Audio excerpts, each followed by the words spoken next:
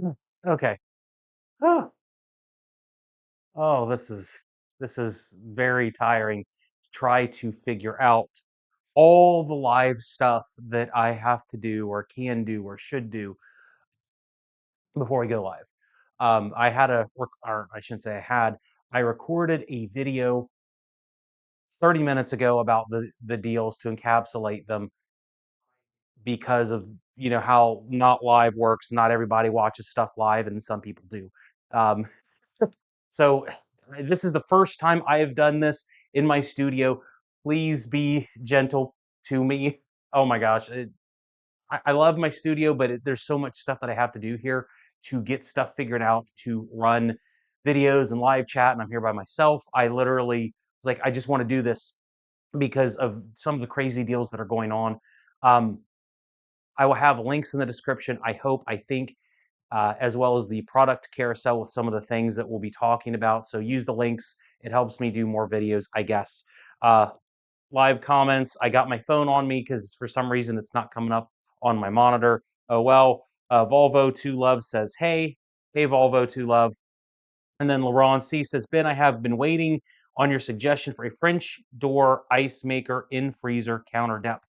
Okay, so that's the first question: is indoor or no water? Let me make sure I read this right from you, Ron. Um, Make sure French door ice maker in the freezer counter depth. Okay, so yeah, that's the big thing, is making sure that if you get a fridge, that it's going to be something um, that is going to be in the freezer, not the refrigerator. I preach about it religiously.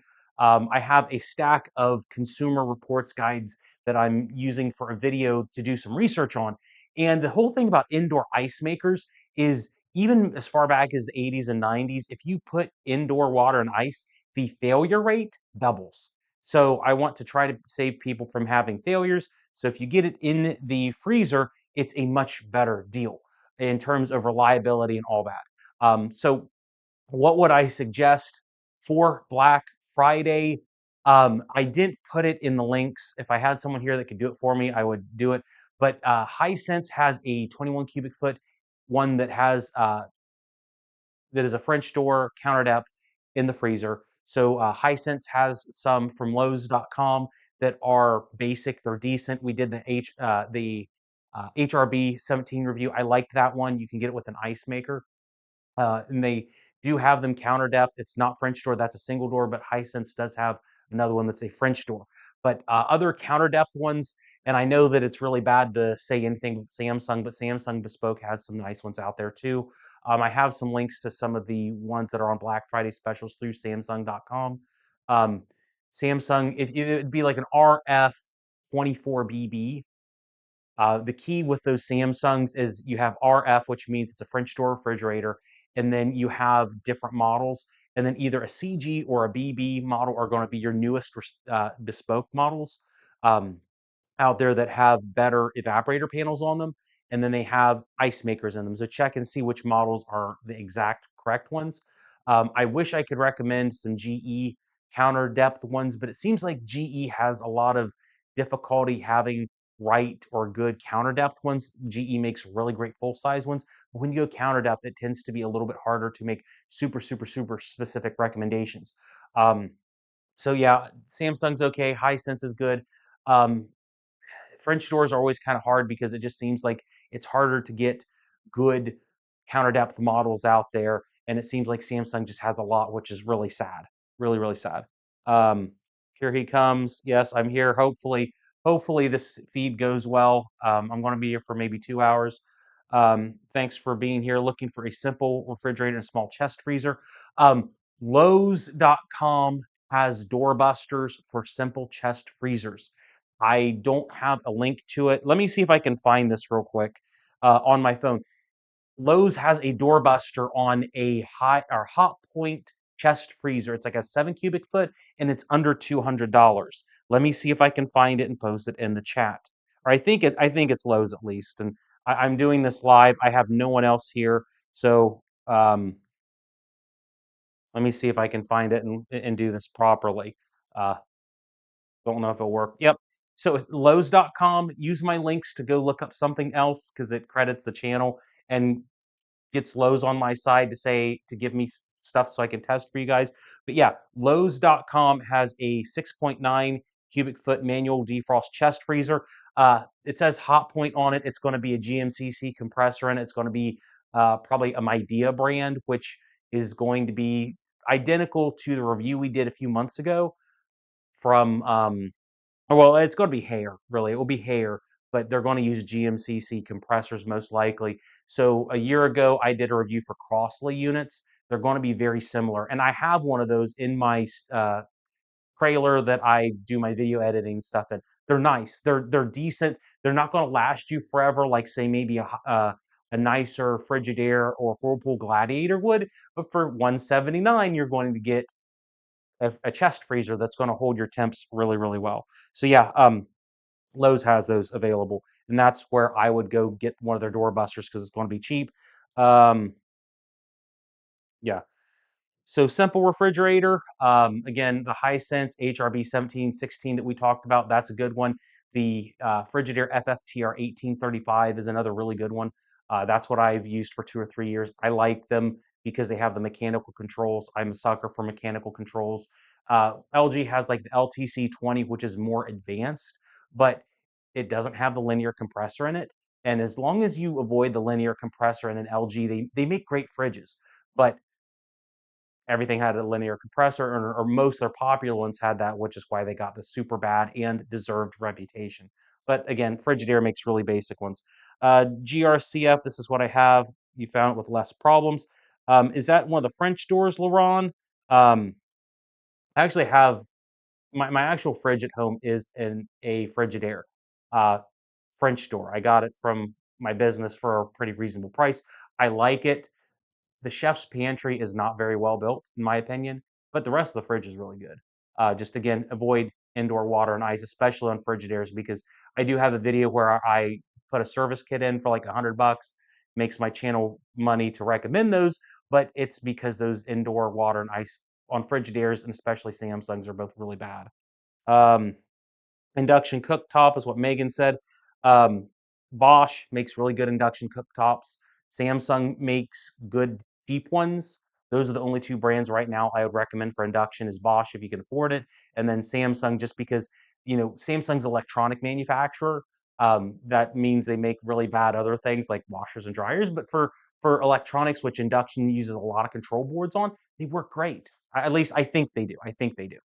Um, Anticipate more appliances being built in the US in the near future? That's a super good question, Shannon.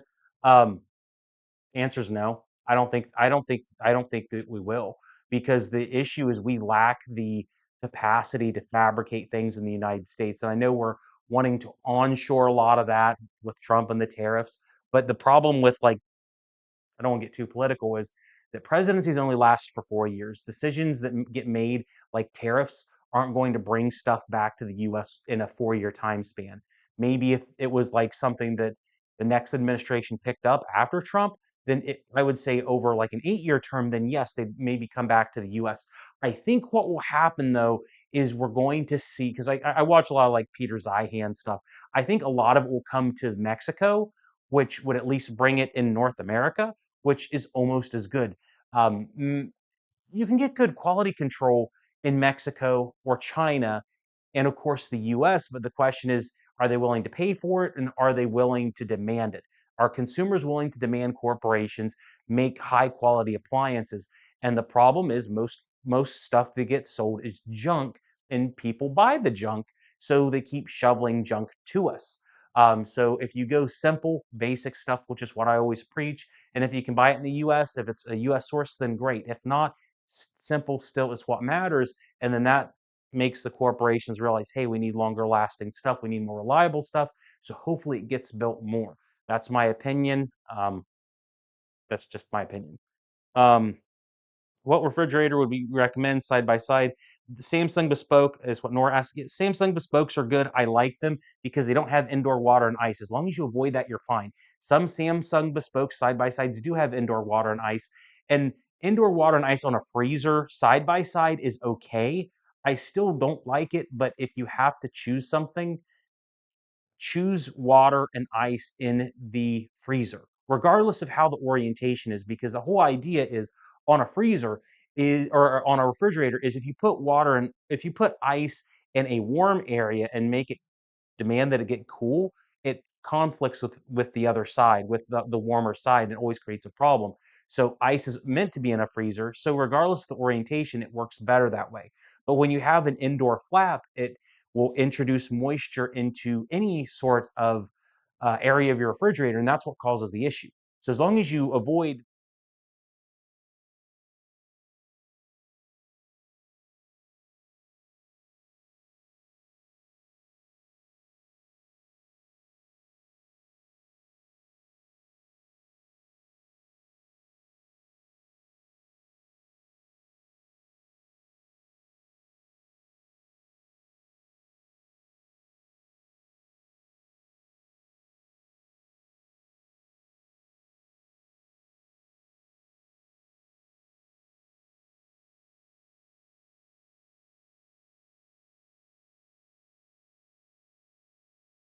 oh shoot, did I push the button? Oh my gosh, did I push the? I'm sorry if I pushed the buttons wrong, guys. I don't know what I'm doing. I don't know what I'm doing. Um, I'm so sorry. So hopefully you guys forgive me. I have a little Super Nintendo controller that runs everything to switch between the cameras, whether it's the left one or whether it's the right one. And I'm trying to look at myself on the TV and press the buttons at the same time. So I'm doing a lot. You're doing a lot. Let's chat. I'm stuck between the GE GRF 600 AVSS and the LG LREL 6328 electric stoves. What Rick Yaramiro says. Um, that's the honest choice. The thing about that, Rick, is those are both good models. I think that either one you go with is fine. I have just outside the studio, I have two of the LG LREL 62s. I like them. LG stoves are good. They're not great, but I don't think anybody makes like a super bulletproof perfect stove that isn't maybe like a Bosch or a Miele. But those are going to be super super expensive. But either the GE has a really good track record for stoves and LG has a good track record, not a great track record, but a good track record. Those are actually the top two brands I would recommend for a range right now. So I think that you're doing your homework and you're making a good choice between two choices. Um, is the Samsung Bespoke on-wash washer and dryer the best washer and dryer out right now? That's what Dominic says. Yes, yes. So that is the best on the market. I have the one right over here. I brought in the studio because I need to do like a maintenance video for it at some point, like I did with the GE. Samsung makes the best all-in-one. They have a Black Friday deal right now. I think I posted the Samsung Bespoke in the link description. There is a Black Friday sale going on right now for that Samsung Bespoke.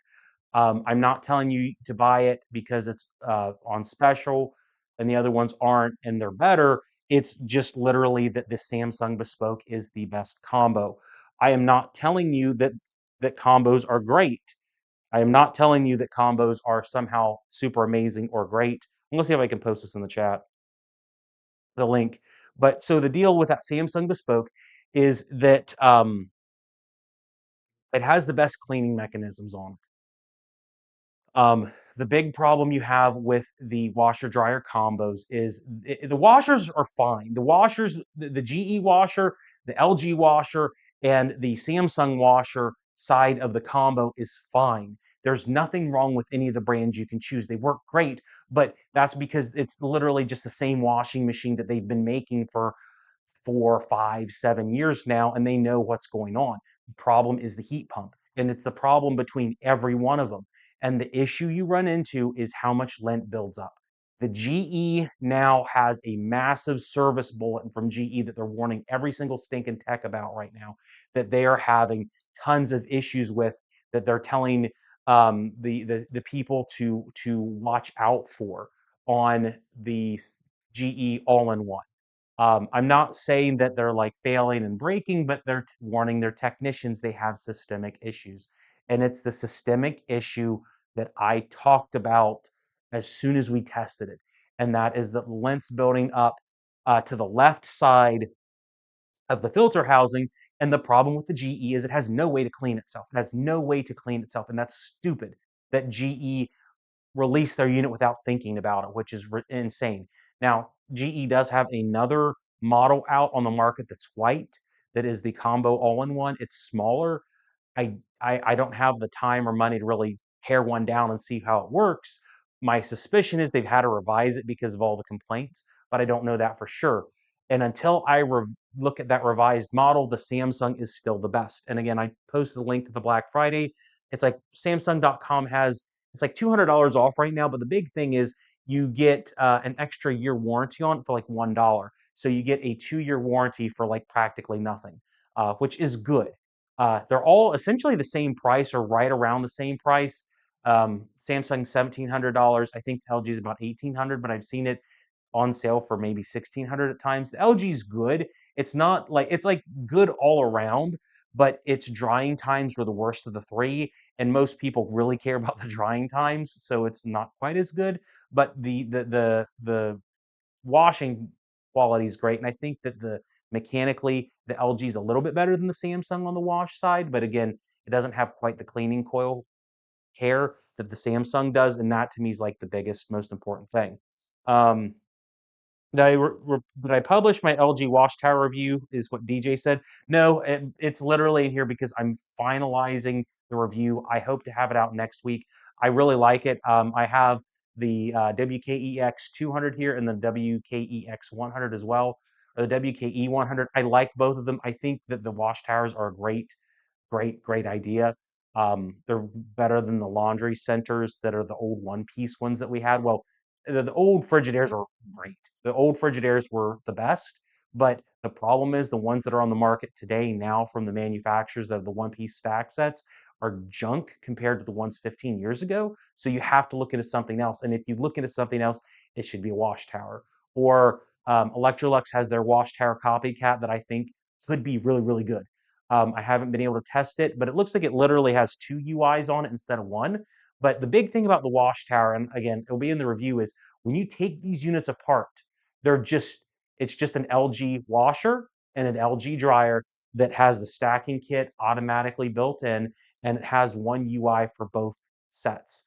Other than that, it's 2 totally independent units. You have a 240 electrical input on the top for the dryer, and then you have the 120 for the washer. So you could have something happen to the dryer and totally destroy or ruin the dryer, and the washer's going to work. And you could totally destroy the washer, and the dryer's going to work just fine. Now, the UI, if something really happens to the UI that's bad, you do have to replace it at once for both of them, but it has separate electrical inputs for the washer and dryer from both of the power sources. So it's like it's a unified assembly, but I think they're two totally separate um, PCBs on the inside. And the only thing I'd really change about this machine would be that the PCBs or the UI would be separate. But I didn't see that on the schematic, and it looks like they're soldered in place, so you can't really do a lot of work on them. But outside of that one piece of the unit, everything else about this is freaking awesome. I would recommend if you do get one, get the WKEX 200 instead of the 100 because it's turbo wash in it.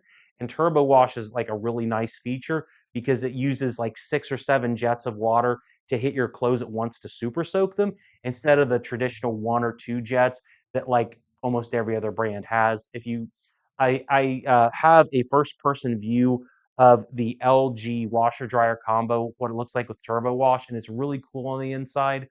That's the reason I have this in here is to like document the turbo wash, but it's really fun. It's really fun. Um, let's see. Any good Black Friday appliance deals? Just bought a GE fridge from Home Depot on your recommendation. Looking for a stove is what Jay says. Yeah. So uh, talking about Black Friday deals, um, go to Home Depot and see if you can get your money back on that GE, Jay, because they just released Home Depot's Black Friday deal is the GNE 27, and I have a link to it in the description, and it's like 12.50 for their Black Friday deal. It's a really really good deal. They also have a let me see if I can find the right name for it here in my links. GEGRF 40HS VSS. I will post a link to it in the description. Although the shopping thing I have um, from YouTube, it should already be integrated. That gives me credit for it. So use that link instead of this one. But the link I just posted on my phone is the one they have on sale. It's like $50 or $100 off. It's a basic GE smooth top. It's not the best one on the market, but GEs tend to be reliable and it's a little bit cheaper than what you normally would get. So I think that that one's good. Looking for a budget gas, Abraham went with a Samsung. Samsung gas are decent.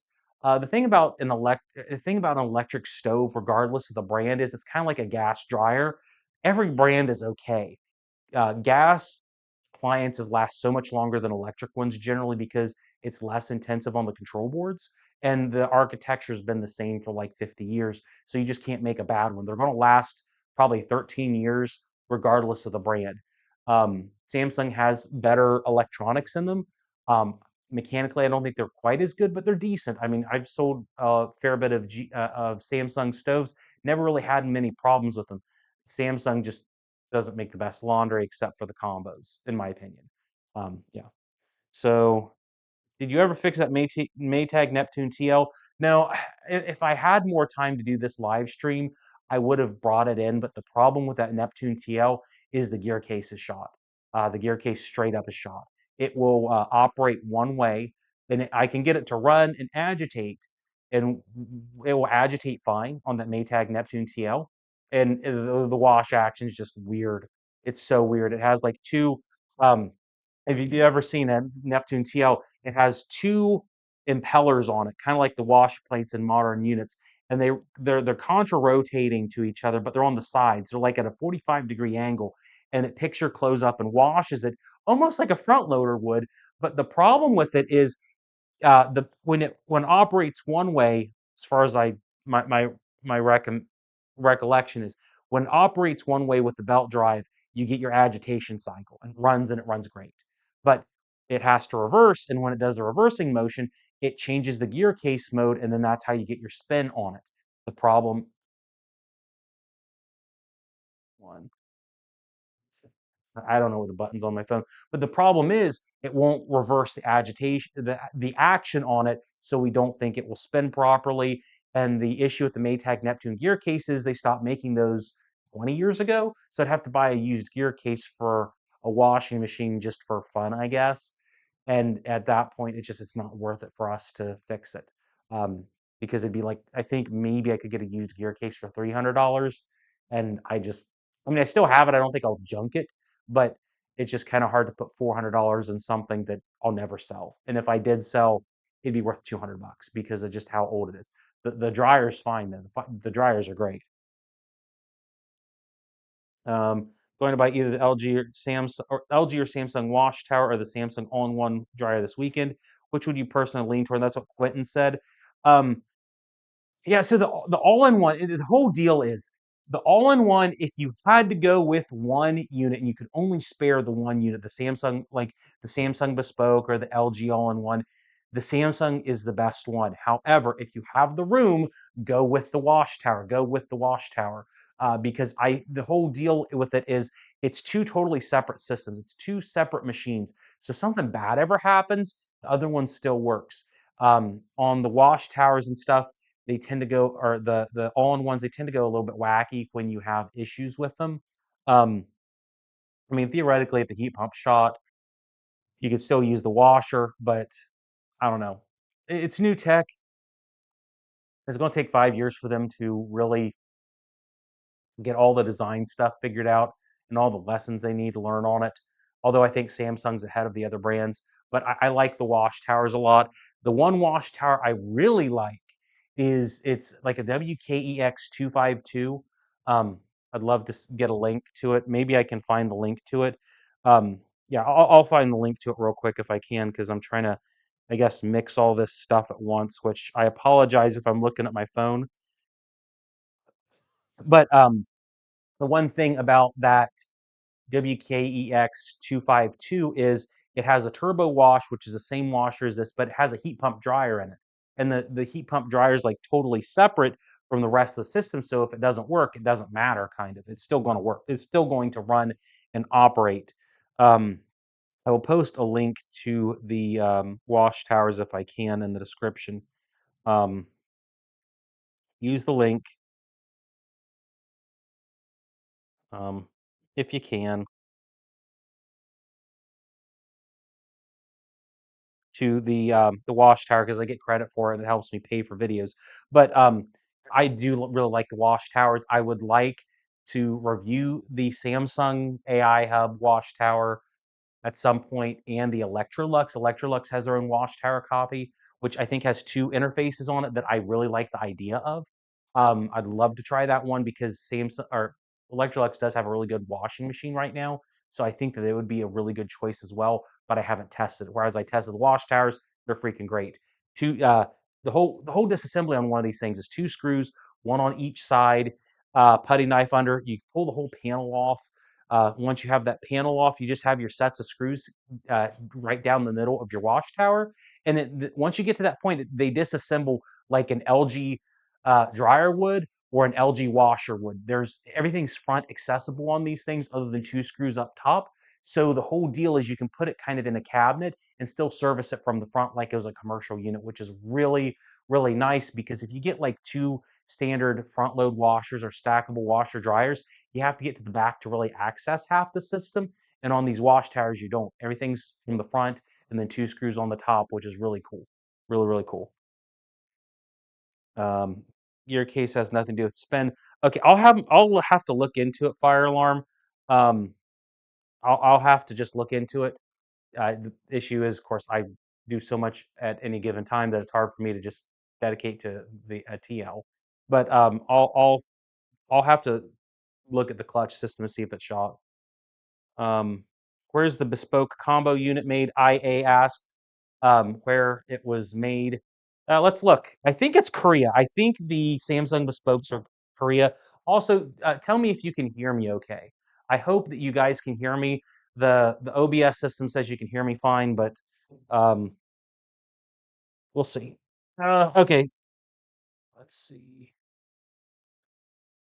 Okay, so the Samsung, at least this one, and it's a WD53. It's assembled in Korea. It's made and assembled in Korea. So I mean, Koreans tend to assemble things pretty good, at least in my opinion. So yeah, Samsung bespokes in Korea. The GE, I know for a fact, is China, and then the LG combo is Korea as well, if my memory serves me right. So two are from Korea, one's from China.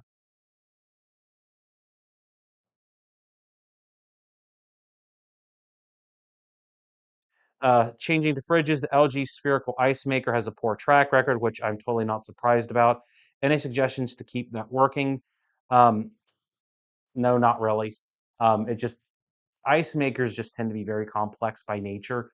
So when you have something like spherical ice, it's even worse and more complex, and it's going to be failure prone, especially in an LG. But just get it. If you have spherical ice, I don't know if they make them inside the door of the refrigerator. I'd avoid that if it's spherical ice. Avoid anything in the door. But if you can have it in the freezer, it may be a little bit better in terms of reliability. but I haven't done enough research on spherical ice to know. If it was me, I'd just get a standalone ice maker and see if there are any that make spherical ice. Do you know if the Samsung all-in-one combo pedestal is able to hold the all-in-one combo? I worry about crushing it. Samsung should have a dedicated pedal for the bespoke units, and if as long as they have one that's dedicated to it, it will hold it. I know GE makes a specific pedestal for theirs, and LG does as well, and they're built to take the 300-pound capacity of the washer dryer combo. So just check Samsung's website. I'm not sure, unfortunately. Um, so if I have to replace a washer and dryer and can't stack a set, what should I get? Bonnie asked. Should I get a Speed Queen? Um, Depends on your budget. I mean, it depends on your budget and depends on what you want. Speed Queen obviously is the most reliable washer and dryer on the market. Of course, you're going to spend $2,500 for a set entry price, and you're going to go up from there. The next thing, once I get these tested and reviewed and all that, I have a FF7009 waiting on me at a local mom and pop store that I'm going to pick up, tear down, and test because I'm really excited to try the FF7009. Um, but is it worth the price tag? I mean, that's the $1 million question: is getting 2 or 3 times the lifespan worth it when you're paying 3 times the price? And that's really up to you. If you're putting your laundry in, say, a basement where it's a nightmare to service or a nightmare to move from one place to another, then yeah, Speed Queen's gonna make sense. If you have well water, Speed Queen makes sense. If you do 7, 8, 10 loads of laundry a week, Speed Queen makes sense. But if you're not in like a hyper aggressive standpoint to where you have to do like a ton of laundry all the time, then I think LG is another good choice. I think LG's like second place for their laundry to Speed Queen. I mean, Speed Queens are going to last twice as long as any LG does, but for half the price or less, they're usually not a bad choice. LG's like the only other company I think right now when it comes to a corporation that is, and don't quote me on this, and I'm sorry if I get this wrong, but other than Speed Queen, I think Bosch and LG are the only two companies that have engineers as their CEOs. With Whirlpool and GE and the rest, they're all like MBAs. They don't really care about appliances; they're just to make money. But you do have a few engineers at LG that care about the products, even though the linear compressor was, obviously a huge disaster. Um, is AJ Madison a safe website? Yes, they are a good drop shipper to sell you stuff. See, the whole big scam about appliances is that it doesn't really matter where you buy your stuff from. No one has inventory of any appliance. That's kind of like the big gross hidden secret about this is this wash tower came from the same factory the Samsung Bespoke did. And if you go buy a GE or Whirlpool or not a Speed Queen, Speed Queen uses different warehouses, but really all your big box stores use the same distributors for the same products. There's, you know, a warehouse up in Columbus that carries everyone's stuff, and all the trucks that go do the free installs come from the same place. It doesn't matter if you buy it from Samsung.com or LG.com or GE.com; they all come from the same place. So just like AJ Madison, or Wayfair or any of them, it's all the same place. It's just who services it and who's offering the best Black Friday deal, which I'll just remind you guys that the biggest, best deal for this Black Friday, and the reason I did this stream was that Lowe's.com has the basic Amana BMW washer on sale for like $300. And I keep meaning to mention this. Right now, the best Black Friday deal is going to be from Lowe's.com. And I'm going to copy this. It's going to say, "Oh, hey, why don't you got to see the price of this in your shopping cart." It's $2.99. The Amana top load washer is $2.99 right now from Lowe's.com, and I just posted a link to it. It's the most basic plain Jane washing machine you're going to get on the market. It is a Whirlpool vertical modular washer chassis. So that's like your Whirlpool WTW 4519s, your Maytag MVWC MVWC 655s.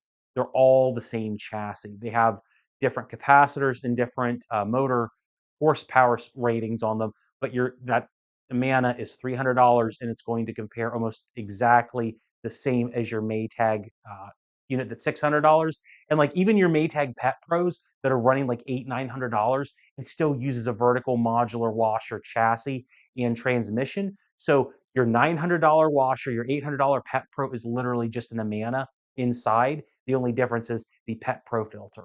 And $300 normally $500. So that is absolutely the deal of the deal of the century, probably. LG Bit Whisper is LG Wash Tower good? Yes, it's great. I'm going to have a review for it.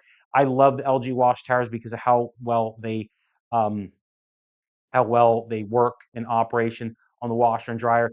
Washer runs about 1 hour to wash, dryer runs about 1 hour to dry. So you can just, every hour on the hour, just keep going in and just swapping from one to another and just hitting out as much laundry as you want.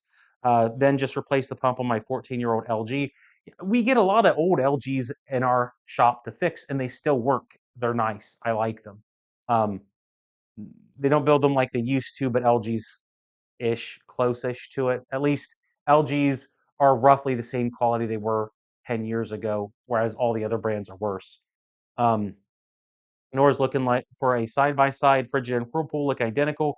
How do you compare those to the bespoke side-by-side? I mean, any of those brands are going to be decent. The only thing I would avoid would be the Whirlpool with the indoor water and ice for a side by side. I fixed the principal my daughter's school, and I got a video off of it. It's the only reason I did it is the wire harnesses on the freezers are junk. They will snap after about 3 years of use, and the only way you can fix it is to either get a new door or rewire the wire harness, which is what I did and made it. I'm going to make a video on, but it's horrible that Whirlpool has that failure. And as far as I know, the WRS 300 still have the same issue with the indoor water and ice. Now, if you don't have indoor water and ice on the Whirlpool side by side, it doesn't have that trunk, and it probably be better. But any of the three are going to be decent on your side by sides. It's just a matter of counter depth, your space. Generally, side by sides tend to be on the more reliable end. Um,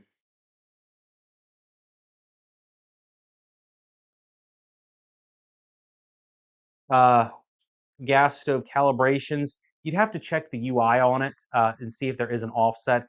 Most modern control boards will have offsets on them. The other thing to do would be like a resistance check on the temp sensor in the gas stove to see and make sure that you don't have a bad temp sensor, because those tend to regulate any sort of duty cycle. So I'd check that sensor first, then check for the offset. And if both of those things are okay, maybe it's a stove, maybe it's the wife. It's hard to guess. Um, Timothy, I like the smaller version with the 4.3 cubic foot capacity. I think that both those LGs are very similar in terms of quality. Um, as long as they have that little access door for the condenser, they should be the same. And that's kind of where I would look at. Maybe find a manual for that LG, the smaller one, and make sure that it has the same um, maintenance cycle as the one I did for the DLHC 5502. If it has the same maintenance cycle where you pour like the 1 liter distilled water in, it should have the same washing or rinse cycles for the coils. And if so, it should be really, really good. But I haven't seen one to know. Neither of the links you posted worked. Great.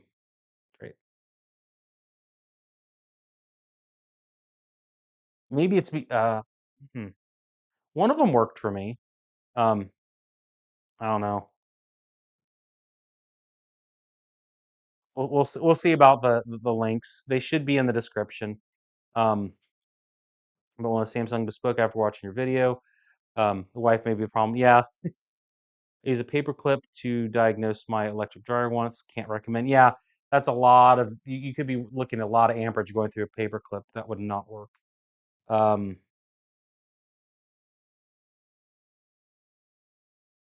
Speed Queen needs to increase their washer capacity, match everyone else. See, that's the rumor that Speed Queen's going to end up releasing something with a larger capacity. We'll see. That is the biggest problem. Even though their capacity is okay, and people will argue that their capacity is great because you can fill the tub, reception is a reality, and it would be nice if they moved to like a 3.9 or a 4.1 cubic foot larger tub, so at least it would look better. But the real problem is Speed Queen's using an ancient transmission system. On one end, it's great because they've documented a lot about that transmission system, but on the other side, it's just a very large system. Um, it's not conducive to modern hub sizes. If you look at the history of the Speed Queen transmission, Maytag used it in their Amanas and their some of their Maytag, the PAV series washers in the 90s, and they had tons of problems with them. They're actually, or it was SAV models. They were not very well liked among technicians because the transmission just had tons of problems. They iterated over it, made it, they fixed the problems, but it's still like an old legacy transmission that was probably one of the worst ones that it came out of the old era. The Norge built single belt units on the PAV Maytags were better. The obviously Whirlpool direct drives were better, but government regulations killed them off. Uh, but again, hub capacity is an issue, and I agree. I wish Speed Queen would come out with something larger to compete with the other big boys, but it just seems that they move at a snail's pace. They just put a condenser dryer out in Europe, and I asked them when they were going to bring it to the U.S. And they said we have no clue, and it's like get with the times, guys. But let's see. Okay, BitWhisperer said the link works. Hi, is there a Black Friday deal on side by side with ice and water in the freezer? Be More Beauty asked that. Side by sides with ice and water in the freezer. Um, yes, there are a few deals on those. Not that I ever recommend them. The Samsung Bespoke, I think they had maybe like $100 off. Um, but the big problem I always see with these different deals that they have is it's usually like a lot of the Black Friday deals are really deceptive because they say, "Oh, it's on sale," and then you look at the price a month ago. And I did this with Lowe's. They sent me the list during Labor Day of what was on sale that they were doing these big sales on, and I actually looked at the price before they announced the actual sales on Labor Day, and the prices were not different. They had one or two units that were actually legitimately cheaper, but other than one or two units, they weren't actually cheaper. Whereas with this Black Friday, when I looked at the side by sides, they just didn't seem like they were very compelling. But I'll look live for you just to see if there's anything there that was worth it. Um, if I can figure this out, because I'm doing everything live. I'm doing literally everything live on my phone. So if I make a mistake, I do genuinely apologize. Um,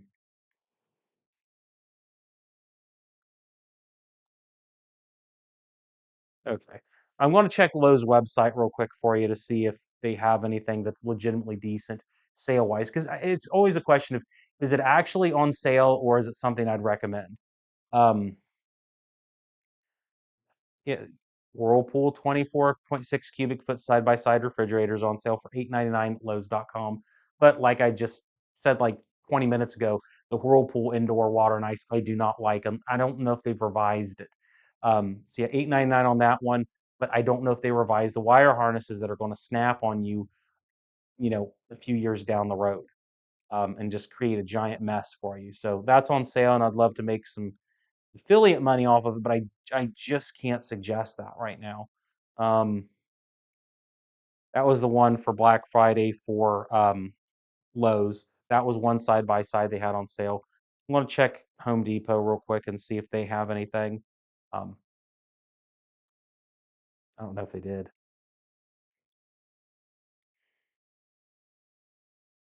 Anymore, I think I've gotten better at these refrigerators to know if they're actually on sale or not. Um, Frigidaire Home Depot has a Frigidaire on sale for $9.98 with indoor water and ice. They're pretty decent. Not the greatest, but they're not terrible. Um, Everything else is French door, it looks like, from Home Depot. Oh, GE Home Depot won't let me see what the price is. I got to add it to my cart. So let's see what the GE costs if I can get it added to my cart and pretend that I want it. Yes, yes, Home Depot. I pretend I want your refrigerator. A lot of these deals are like add to cart before you actually see the real price, which I don't know why they're doing it. Oh, it's it's backwater until January the 2nd. That ain't gonna work. Let's. You want to wait till January to get your side by side? Oh, it's 988 from Home Depot. If you can wait till January from HomeDepot.com, they have a 25.3 cubic foot refrigerator with indoor water and ice, and that is a GS. Their nomenclature sucks. It's a GSS 25, and that's probably one of my favorite side by sides right now. So Home Depot has a pretty good deal on it. Um, Water in the freezer, Wes. Yes, it does have water in the freezer. Again, I don't like that, but if GEs tend to be okay on that. Um, Ventless dryer recommendation from Tug, DLHC 5502. I have the review on my channel for it. I think that that one's built really, really well. And it's full size or capacity. Wolf or Sub-Zero appliance worth the money. Um, I mean, if you have a lot of money and it doesn't matter to you, sure. Yeah, Wolf and Sub-Zero are good. I mean, Sub-Zeros are definitely going to be like the best fridge on the market, but I never could afford one myself. I mean, they're going to run at least $10,000 for something. Something in the middle is going to be like Fisher and Paykel for like a higher end, like built-in fridge that's not going to be terribly expensive. And if you have someone that can service them, they're going to be pretty decent uh, for like a super high-end fridge. Um, Thank you, Nina, for relying on my channel for a valuable resource. Um, I need to replace my 15-year-old dishwasher. What would you recommend? Bosch still makes the best with 800 series right now. They're not as good as they used to be, but they're still the best. KitchenAids are also really good. Um, it's a Whirlpool brand or Whirlpool assembled, but uh, I have that video, I think, from this time last year for dishwashers. That's still my recommendations. I don't think much has changed. Like I think I have in the description, and I'll try to post it right now, is that Lowe's does have the WDP 540 HAMZ. Um, they do have that on sale right now for like 300 bucks. Well, it's like 379. I'm not saying it's the best dishwasher, but the price is really good. Whirlpool again makes some of the better dishwashers on the market, them and Bosch, and then any other sub brands, Maytag, KitchenAid, uh, Simons, stuff like that. They're going to be the best on the market. Um, but it's a little bit like it's like a mid-grade Whirlpool, but for $200 off, it's going to be the best sub $500 deal you're going to get for a dishwasher you want cheap. Um, is the Frigidaire FFHT 1822? It's a decent fridge for one person. Yes, it has electronic controls in it. I prefer the mechanical ones on like the FFTR 1814, but it's going to be decent for a single person. I mean, we used the FFTR 1835 for a family of four for a while, so and it was fine. It's weird. We upgraded to a French door that has like 7 more cubic feet, but it's still just as full when we use it just as much, and it doesn't feel like it's larger. So yeah, you can go with an 18 cubic foot Frigidaire and have plenty of room forever. Why do Whirlpool and Frigidaire side by sides look identical? I don't know. I think that's just convenience. I don't think they use the same manufacturing in Mexico for either their side by. I mean, they're both Mexican. I doubt it's the same facility, but I just think a lot of it's like cars. Cars have so many models that are just so common to each other anymore that it just seems like a lot of them have the same bodies on them, except like Kia and Hyundai, which are obviously the same thing. Um, so keep checking the links and comments in the description and the feed. It helps the channel out if you use it. I'm not necessarily posting them because they're on sale, and that's the only reason I'm posting them. There's a lot of appliances that they had for Black Friday that I simply will not share from the big companies. Again, Lowe's, Home Depot, and Best Buy control 80% of the appliance market in the US. So those are the ones I use for links. I checked Amazon, everything on there was junk except maybe the GE Opal Nugget ice maker they had some deals on. The rest of their appliances were junk. I checked Big Sandy. They didn't seem like they had any super compelling deals, I think. And I'm doing this all by myself live, so I can't go too far on be going down the rabbit hole. Um, the GE is on sale for $17.97. You want to drop the link? I would, but it's hard for me to do all that live. Uh, any updates on your Samsung finally made a good fridge video? Um, James, the whole deal with the Samsungs is um, everyone else has taken like a giant step back on quality with refrigerators, I think, because of the changeover from 134 to 600 for refrigerant. And the problem with that change is Europe made that change way before the US did. So any company that was in the European market, and Asia, I think, did it too recently, or even before the US did. And the problem is that Samsung and LG and some of the Chinese brands already were dealing with 600 and all of the chemistry that's involved with it and with our compressors. So now that Whirlpool and GE have had to make their changes overs and Electrolux Frigidaire did as well, it's like Samsung and LG have home field advantage now. So you find on like especially the more complex Whirlpool fridges, they're having a lot of compressor problems, whereas Samsung already kind of figured it out and LG figured it out too. So the Samsung bespokes are good in those regards. I'm not saying they're like so much better than the other brands, but it's kind of like everyone else came down to Samsung's level, and Samsung's just beating them with experience now. But Samsung did revise a lot of the things inside the refrigerator that I hated, so they've at least tried to make them better. And if all things are being the same, the Samsung's probably cheaper for like your nicer-ish refrigerators. I still think the Whirlpool like Jazzboard single evaporator systems are great, but if you're having to go with a more complex system, Samsungs tend to be good. Not great, but good. And it's like, oh, I think fundamentally LG makes a better system if it wasn't for the compressor issues. Like everything else is better, but the biggest, most important part. So then Samsung tends to be okay because everything's okay. It's not great, but it's okay. If that makes sense. I hope it makes sense. Um, what second garage fridge would you recommend? Frigidaire or GE probably. Live for four. Music asks what French store I have. I have a Frigidaire. It's like a GRF 26. I don't I don't really like it. I got it for free because it's my business, but I don't think it's great. I'd take a Samsung over it. I would gladly take a Samsung bespoke over the Frigidaire because the shelves in the Frigidaire, and I got to do a video where we just like pressure test all of them, how durable they are. But I would imagine at least that Frigidaire would come out near the lowest uh, end of it. Are KitchenAid fridges better than GE? No. KitchenAid refrigerators are terrible because they are overly complex. They're Whirlpool's highest end refrigerator, and the problem is they just have so many features on them. Mechanically, they are not good, in my opinion. Are there any more direct drive washers that can be bought? Um, I need a commercial washer, can't afford Speed Queen. So the question about direct drive is you have your old direct drives, which were mechanical transmissions like your Whirlpools, and then you have your new direct drives, which use your stator motors, which is what you'd have on this LG, that use electromagnetic coils that just move everything, and then the pumps are independently electronically activated. Um, I think LG makes the second best washing machine in terms of durability right now.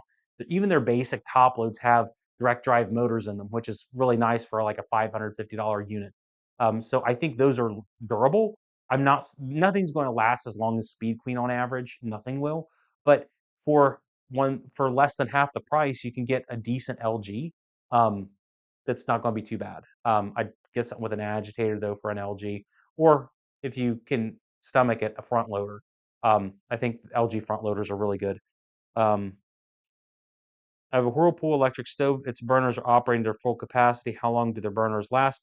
Whirlpool sealed or surface elements tend to last quite a long time. Um, really, the thing is, one factor I think makes everybody's surface elements. If you've ever taken apart a Whirlpool stove, you'll notice the coils are identical to a Frigidaire and a Samsung. 'Cause it's all the same factory in Mexico. Um, so I don't think they're bad. Um, let's do a few. I'm trying to do as many questions as I can. I just ramble. Um, don't think Ben has reviewed an eBack washer. Don't know if they're sold in the US, Sean. I wish they were. I wish eBack was sold in the US because I like the idea. The howtofix.com guy reviewed them and really liked them. and his reviews made tons of sense on the eBacks. I wish we had them here. And the bad part about it is the eBacks in the UK are not much more expensive than like Samsungs or LGs are. So it makes me think if they're really not that much more expensive, you could make an economical front load washer that is going to last somewhere between like what our Speed Queens are, like an FF7, and what an LG would, but at only slightly more money. And if that was the case, then why can't you do it? Um, yeah, eBacks are super compelling. I would love to. Um, should I get a used LG washer from Facebook? Is there a guide to know how it works? So the cheat sheet for Facebook Marketplace is run it, test it, plug it in, just run a stinking load of clothes through it, or at least what you think would be a load of clothes. If you can't run it, I don't trust it. Unless it's like hooked up in a person's house, like they were using it. Um, those sort of situations are okay. But if it's like unhooked from anywhere, I never trust anyone unless I'm getting like a heck of a deal. Whirlpool made direct drives from 81 up to 2011 up till 2016 stack units. Whirlpool no longer makes direct drive washers. Not in the US, they do it in the Philippines.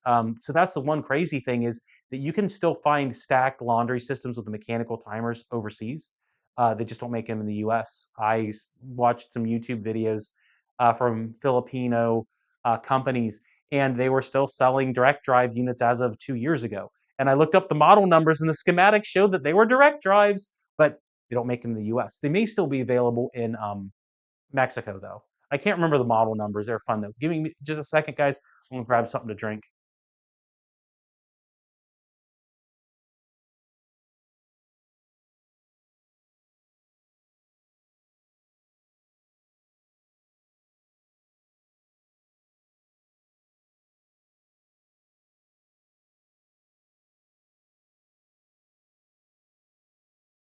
Okay.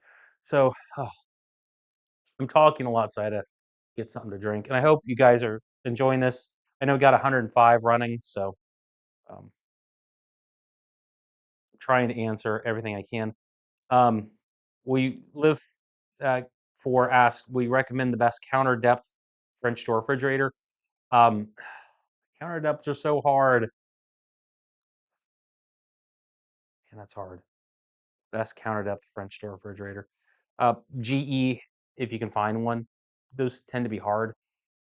So then you get left with a lot of other kind of iffy ones. Because I don't think Whirlpool makes a single EVAP counter depth French door. They do in a single door because we just talked about that in the Hisense video. If Whirlpool, if you could get one that had the Jazz board up top, which is like your basic UI, that has your like old school LED lights, that would be great. But I can't think off the top of my head if they make one still. Um, otherwise, GE's good. Our LG induction stove's good. They're decent or good. As weird as it is, Sarah, I would suggest Samsung just because the thing that matters on inductions is the electronics because you have to put a lot all your electricity has to flow through the control boards on your induction stoves. So if you have a crappy control board, it's going to end up breaking. It's why I think Electroluxes are terrible for induction, and your Bosches are like really, really, really, really good. But Samsung, since they're an electronics company, they tend to make better components for their control boards. It's like the only thing they're really strong at. So Samsung, oddly enough, would be the one I would recommend. LGs are still going to be fine too. If you find a deal on an LG, they should be pretty good because they don't use the same factory Samsung does for control boards, but it just seems like their architecture is pretty close. Um, so LG should be decent. Standard size French door refrigerator would you recommend for someone looking to upgrade builder's grade side by side fridge? Don't want to break the bank. Jessica, again, I have some links to the GE Black Friday deals that are decent. It's a GNE27. That's going to be absolutely the best one right now. I think that's like your basic builder's grade. There, it's plus what is it? $1,250 from Home Depot right now, and here's a link to it. So yeah. Um, let's see. The stack machines overseas are still direct drive. Andrew, as far as I know, in the Philippines, I've seen videos where there's just people trying to sell appliances like in the Philippines in Manila, and then all of a sudden they start scrolling through some Whirlpool stack units, and I started looking at them like they're not VMWs or They look like the old school versions and they're brand new. And if you go down the rabbit hole, it looks like they still make them. I don't know if they're assembled in the US or whatever, but it still looked like they had stacked direct drives for sale like 2 years ago. I don't know if they're like overstock, but the schematics checked out. So I don't know. Um, Coil type stoves are more reliable. Yes, coil top stoves are still more reliable. Um, they're not as efficient in terms of heating, but they're reliable. If it was me and I was getting a coil top stove, I would just stick with the Amana. It still has the standard control dial up top. It has no control board in it. I think they run like $400, and they should last quite a long period of time for coil tops. Um, Gee, the kids looking for a new washer with agitator, budget around $800. Again, Amana has their Lowe's has their Amana for $300 today. And again, the bad part is it's going to be almost identical to the Maytag Pet Pro. It just doesn't have the Pet Pro filter, and it's going to be one third the price. Otherwise, top load washer with an agitator for 800. LG is probably going to be up there too. Um, I don't know what model offhand on the WM series, but LG tends to make some decent ones with agitators now. Um, I've tried some of the Samsung bespokes or Samsung top loaders with the agitator. They're okay. They go off balance really bad though, so I wouldn't probably really suggest it. Um, is the Otter asked if the LG wash tower is still a Best Buy in later 2024. Yes, I still think the wash towers are really good. I'll have my review out in the next week or two. They're really good. I really like them because, again, once you peel this UI away, it's just a WM 4000 washer and a DLEX 4000 dryer on top of each other. It's basically like their $1,500 washer dryer set that you'd get from Lowe's or Home Depot, with a stack kit integrated into it in like a way more intuitive way, and then your unified UI to make it easier to access. But it's independently powered. The dryer has a 220 cord on it. The washer has a 120 on it. So if anything happens to the washer, it doesn't affect the dryer and vice versa. Everything's front accessible on these, unlike a traditional stack pair. So that's a huge improvement. You get diagnostics on the front. It uses the LG Think app. You can do everything remotely. So it's still like really, really good. I haven't got to try the Electrolux wash tower competitor. I think it would probably be pretty good too. And then you have the Samsung Bespoke AI stack, which probably isn't as good because it's Samsung, but you know, I don't know. Their combo somehow is decent, which go figure.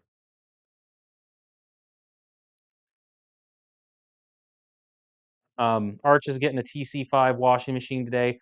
I'm hoping I still have my Speed Queen FF7 that I got to go pick up. I may pick up a TC5 at the same time I get the FF7 from the store I bought it off of, just to try them head to head because I don't think no one's ever done a Speed Queen FF7 test video, I think, on YouTube at all, which fascinates me. No one's tried their front load.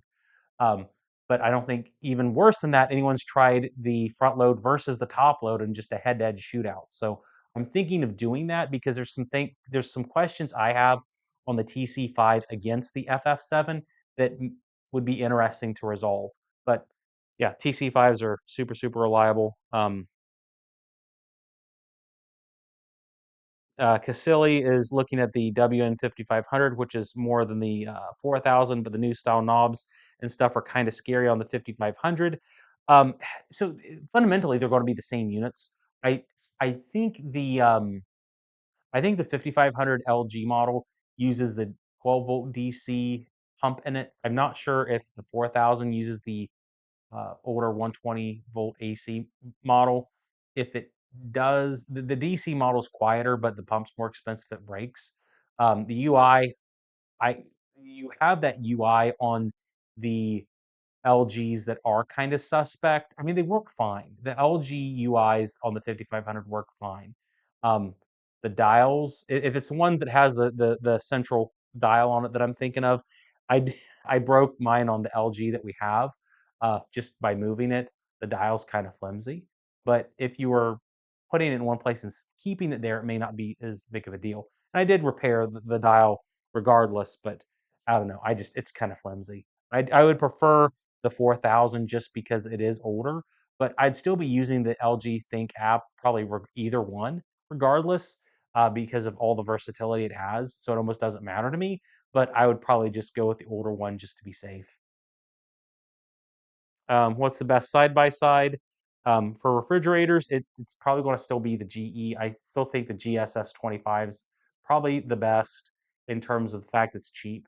And they've been around for what, 25 years. They really haven't changed too much. I mean, they've cheapened the quality, but they're still kind of the same thing that they used to be. Um, Other than that, the Samsung Bespoke's nice if you want like something that looks fancy. Um, I avoid indoor water and ice if you can, especially on the whirlpools. I think they're problematic. I mean, even LG side by sides are going to be decent. And the whole thing about side by sides is they're just more simple, and because they're more simplistic, they're going to be advantageous as opposed to say your French doors. They're just fundamentally they're going to be better. So it's kind of like they're all slightly better than the French doors in general, except maybe the Whirlpool with indoor water and ice, which I'd avoid. Are LG fridges still having compression problems? Are they as bad as they were 5 years ago or so? That's I want to do a video on that at some point, Sarah, because I've heard so many rumors and arguments about LG linear compressors and LG refrigerators. It's hard to make a definitive statement anymore, um, because when they changed everything over from R134 to R600, the rumor that I tend to believe is that the reason that the linear compressors had such an astronomically bad fail rate is that LG built the linear compressor for R600, which is a lower pressure gas than R134. If you look at them, R134 has a head pressure, I think, of like 250 psi, and then R600 has a head pressure of like 150 psi, which just means it's like a lower pressure gas. But with the linear compressor, the part that fails on it, my understanding is that they didn't LG engineered it to the R600 spec and not the R134 spec because all the other countries outside the US were phasing out 134 in favor of 600. And because they didn't properly spec that for the US market, that reed valve or whatever will break on the linear compressor, which caused the $1 billion issue. The Having said all that, every single LG refrigerator now is 600, and it's been that way since about 2020 or 2021 because 134 got phased out. And since then, you don't see linear compressors having anything near the same fail rate. And then you have Whirlpool and GE's fail rate jumping up because of the chemistry being different and they're not as experienced. Does that mean they're more reliable than the other brands? I don't know. It's hard right now to make a really definitive statement on LG refrigerators. I would tend to think that they're good now, but I can't say that with utter certainty, which is why I tend to recommend other brands. Although I know in the links and stuff, I have a few recommendations for LG refrigerators that have a lower output compressor. Because it seemed like the ones that had all the problems with the FLD models, which were like their mid high to high grade inverter motors or linear compressors, but their lower ones seem to not quite have the same issues. But maybe it's because the flow rate wasn't as high that damaged the valves. But that's just opinion on my part. Um, why are there differences between the counter depth and regular fridges? I don't on counter depth tends to be a boutique model or version, and there's just not nearly as many on the market. Yale has probably better videos than I do about them. Um, in terms of issues, but it just seems like the problem with counter depth fridges is there's not as many models. Parts for them are specific because the chassis are different and the support for them just isn't as good. That's not to say that the refrigerators are necessarily worse than the full depth. It's just they're not as frequent. And it's kind of like when you go to a 24-inch narrow washing machine, they're just not as popular and they're just more difficult to find parts for. Not that they're necessarily worse, but it just they're not as common, um, in my opinion. the chat slowing down? Am I catching up?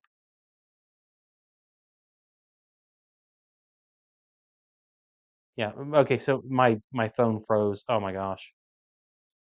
My phone froze. I think I've lost like a ton of these messages.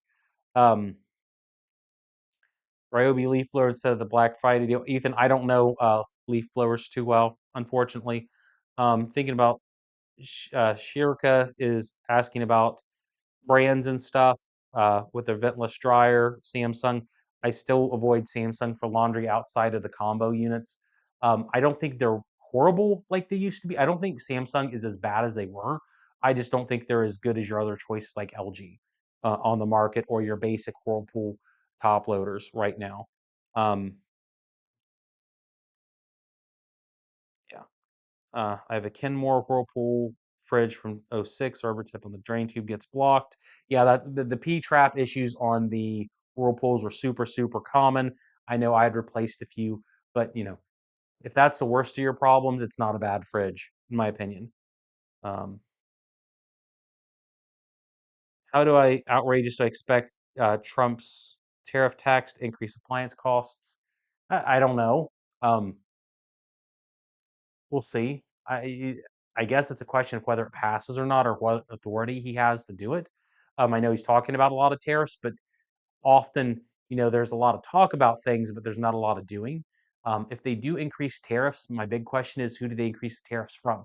If it's everybody, including Mexico, then whatever percentage um, you see on the tariffs against Mexico, it will affect appliances because even I mean, a fair bit of appliances are coming from Mexico, but more than that, the parts are coming from Mexico. Like if you have a US built fridge, most of the components are from Mexico. And if those components are getting um, tariffed, then the fridges are going to cost a bit more money. So just look at the percentage of tariffs, whatever the percentages go up on the tariffs to Mexico, it's probably what you're going to see. Same thing for China. I can somewhat understand tariffs on China because of how they manipulate currency, but not Mexico. Mexico's, they tend to work with us usually on things. But again, the tariff percentage is just got to be based on those countries. Um,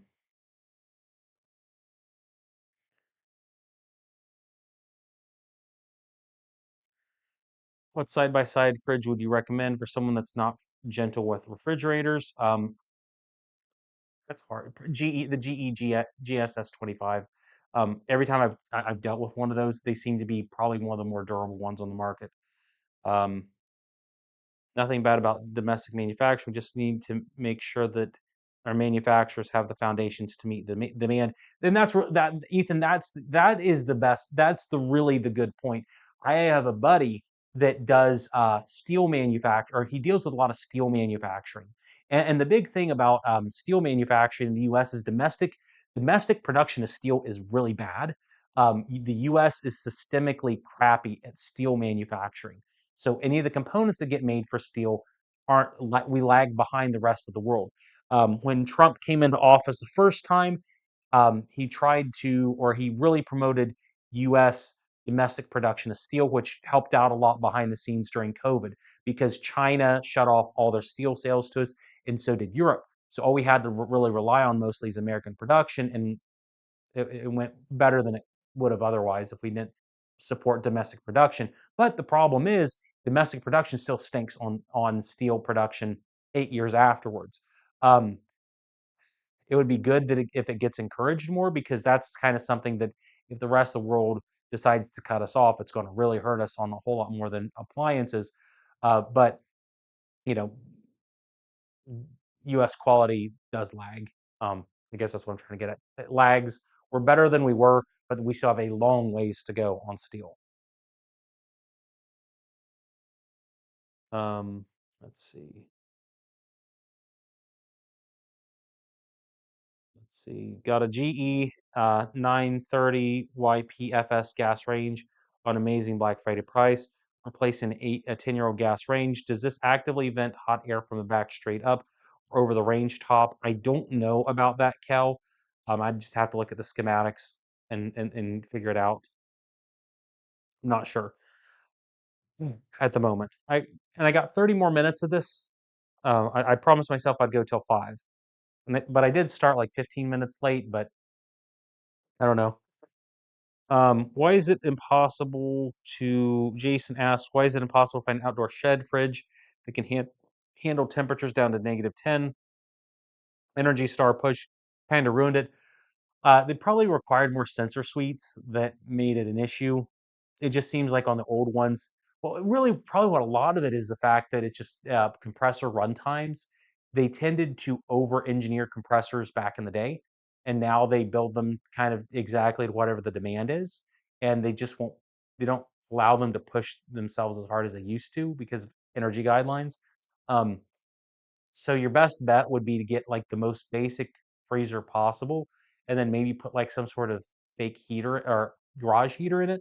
Because there's still a bunch that still run off 120 AC to the compressors, like most of your Chinese ones are.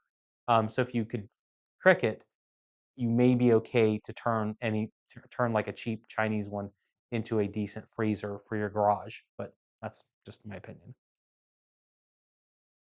Um, have you changed your opinion on the GE top load, the GTW 32.5?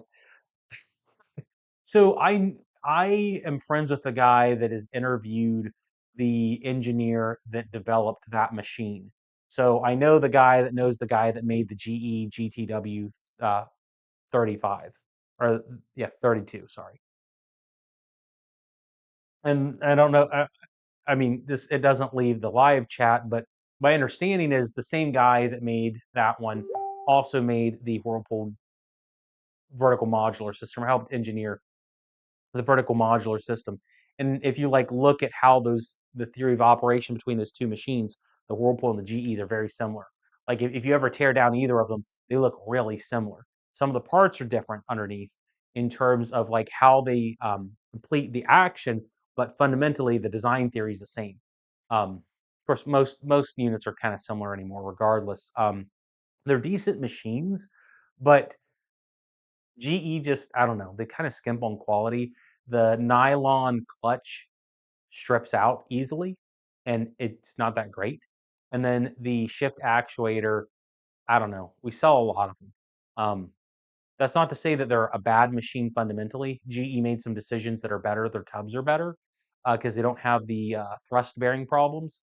So I mean, they're decent machines. They're high capacity machines, but it's kind of one of those throwaway grade appliances where you're going to get 5 to 7 years out of it, and then the bearings are going to go bad, and then you're done with it. But for $500, that may be all you want. So I don't think they're bad machines. They're just not great machines, but they're higher capacity. So I'll give them that.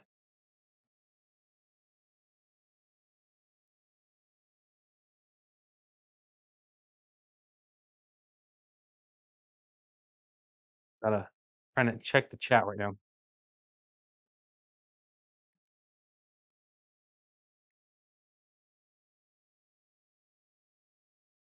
Um, let's see. Is induction cooktop popular in the States, or should I get induction range? Because I don't like the idea of two appliances glued together.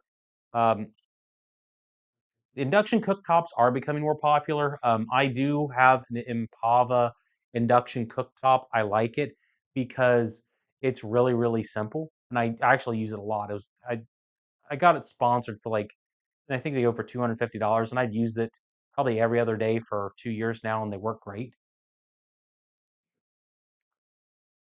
And I do like, I agree with you. I like the idea of not marrying the induction cooktop together.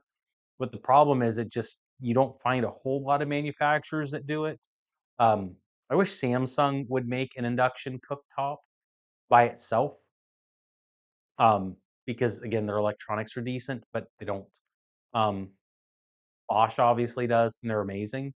But then you're paying so much money for it that I don't know, is it worth it? I don't know.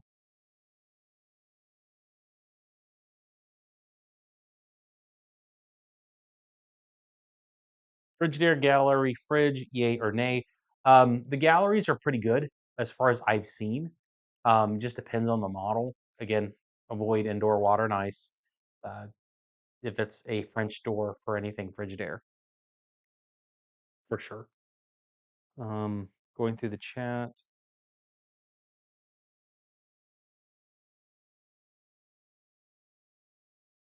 Going through the chat. I want to post a few more of these links again for Black Friday. Um,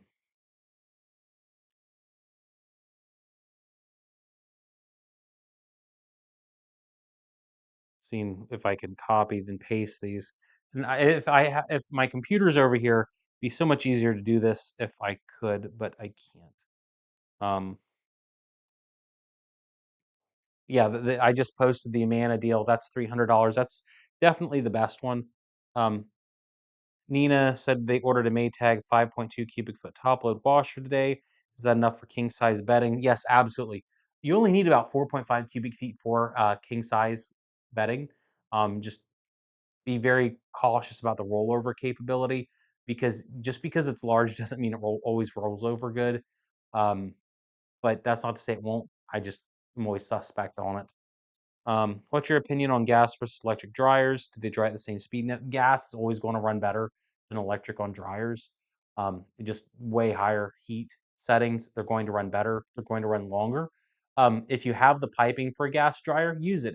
They're going to work great. But you know, oftentimes you don't have the luxury of gas piping to your dryer. But if you do, I would use it because they tend to last about 3 to 5 years longer than your electric counterpart do because the components inside the gas dryers tend to just be simpler and work longer. What do you recommend in a big reliable fridge? There's no there's no speed queen when it comes to fridges, at least outside of the $10,000 range, like a Sub Zero. Sub Zero is kind of like the speed queen of fridges, but then they're so much more expensive than the others on the market. Um, Yeah, I wish I could tell you what was a speed queen of fridges for like an affordable price, but they just don't exist. It's kind of like you just pick the best of really crappy ones on the market. GEs that are simplistic are good. Um, Frigidaire top. It really what it comes down to is if there was just a luxury or a really high end top freezer fridge then I wish I could suggest because the whole issue is that fundamentally you could make a super long lasting top freezer fridge for like $1,500 that'd last forever and it'd be the Speed Queen. But that's kind of the issue is Speed Queen washing machines are like super basic rudimentary low capacity top loads that last forever because they're basic rudimentary top loads. But when it comes to fridges, everybody wants a French door and those are way more mechanically complex and they are more prone to failure in general. Um, which is why there isn't a Speed Queen. Um, not right now, at least. I need to replace a Genair French refrigerator. I'm considering a Frigidaire Professional side-by-side counter depth fridge. Thoughts on Professional Frigidaire side-by-side? I haven't heard anything bad about them. When I've looked at the Frigidaire Professional side-by-sides, they look great. They look great, but I don't have any like failure rate data on them from any of the companies that do them to say, oh, this is specifically the good or bad part about them. But I would imagine they're pretty decent. If for no other reason, they're basic, which failure rates and everything the way they are, the more basic fridge you get, the better it is, more reliability. I haven't said this story yet, but when I did factory training for Hisense about a year and a half ago, they had one of their head technicians down in Lawrenceville, Georgia, and he literally went over the company failure rates to everybody that was there. And the way the Hisense failure rates worked was their failure rate for their refrigerators within the first 2 years of warranty was 11% failure rate. So within 2 years, one out of every 10 fridges had a failure, which is bad. Well, LG's 20% per year is what I was told at the same meeting. So way better than LG with the linear compressor problems. But Hisense problems, they were 11% fail rate within the first 2 years. But that included ice makers, 11% including ice maker failures. But when you started backing out consumer instructions on ice makers not making ice fast enough, it dropped from 11% down to 6%. And then when you removed ice makers entirely from the equation and it just came down to sealed system or mechanical or electrical issues on a Hisense fridge, it dropped from 11% down to 6%, down to 2%.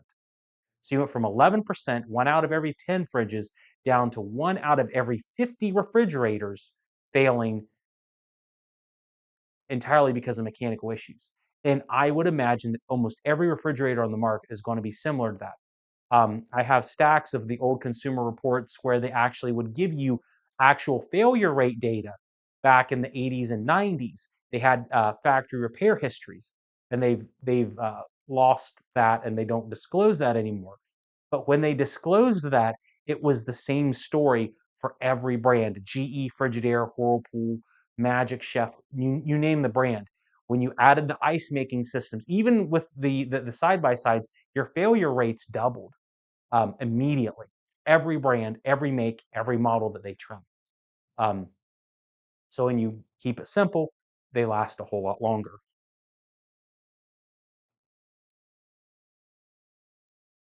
Yet again, the chat just keeps freezing.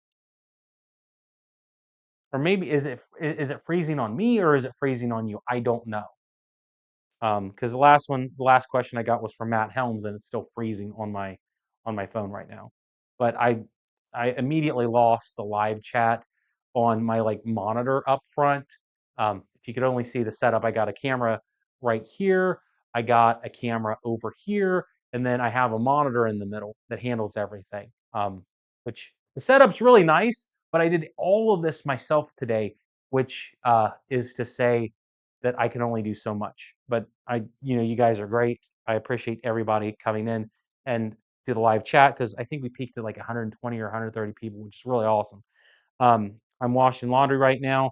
I almost wanted to run the wash tower while we did the live, but I was worried that it would be too loud to where I couldn't talk and wash at the same time. But maybe next time we'll try that. I got a Whirlpool model ET22PM, and it's 30 years old. I wish their washers did, Annette. So, 3 fridges ago, I had an Estate ET14, and that one lasted 20 years before we upgraded to a different one. And the only reason I upgraded to a different one, which is the FFTR 1835 from a Frigidaire, was the gasket was shot, and I really didn't want to spend an extra $100 to replace the gasket when it was a 14 cubic foot Estate. But the Estate 14 ET14 was the same as your ET22 from Whirlpool, same architecture, same everything. Those things are tanks.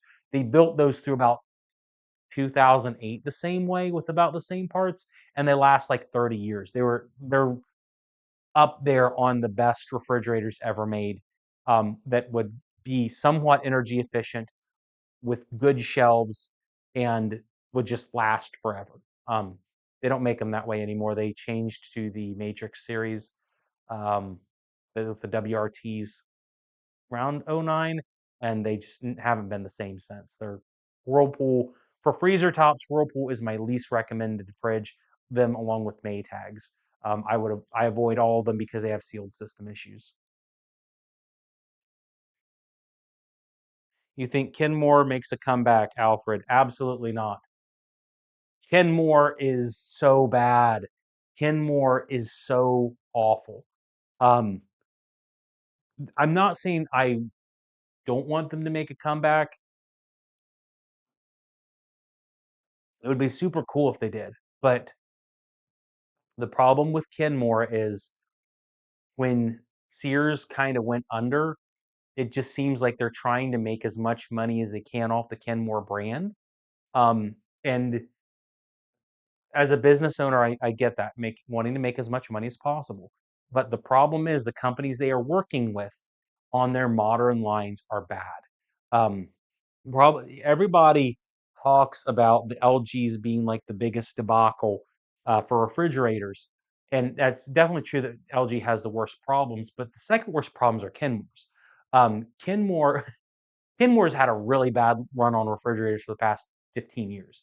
They were using LGs for the French doors for a long time, and they had the same linear problems. So as soon as that popped up, and again, Sears Kenmore had backed out of the Whirlpool agreements, they went to Daewoo for their refrigerators. So if you see any Kenmore refrigerators that are 111 models, they're Daewoo built, and Daewoo makes pretty much every other company look good by comparison. Daewoo's incompetent in the U.S. market, and I say for the U.S. market because I don't know what Daewoo's like in Korea, but the Kenmore 111s have problems, and the issue is as soon as your Kenmore 111 has problems, you're done because you cannot find replacement parts.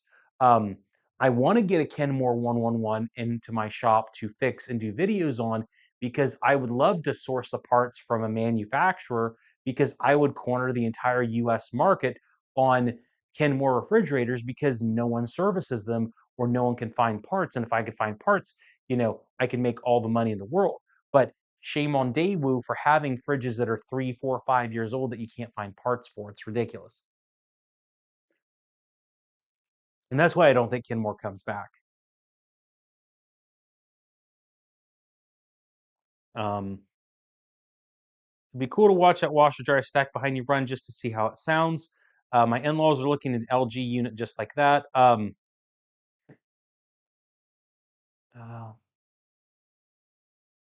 let's go to a commercial break. I'll see if I can't get some. I'll at least try to run the washer for you real quick because I got 20 minutes left on the live stream, and I was running this like 2 days ago. So just give me a minute.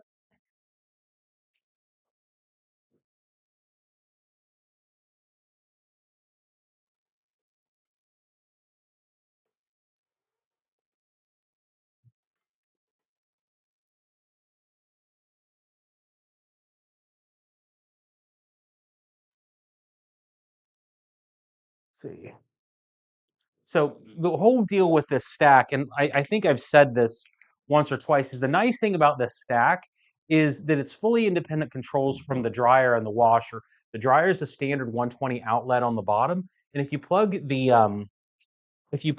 washer in, well, you just get the washer. If you plug the dryer in, you just get the dryer. If you have them both plugged in, you get both.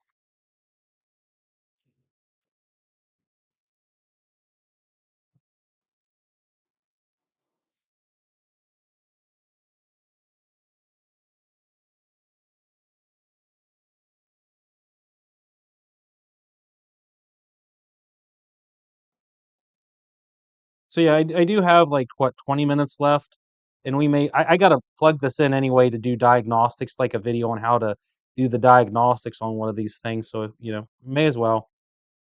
I just gotta. I don't have like a GoPro to show you what I'm doing, but I'm getting the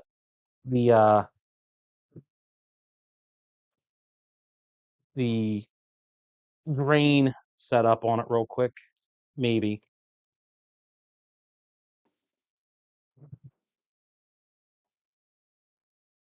So I got the drain hose in it, but I don't got the water on yet.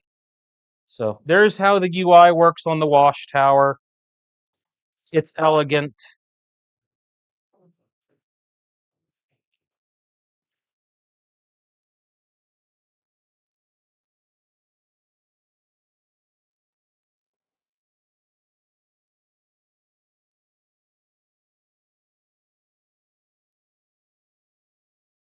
And I got my wireless audio set up so even though you can't see what I'm doing, I got one of the two hoses on.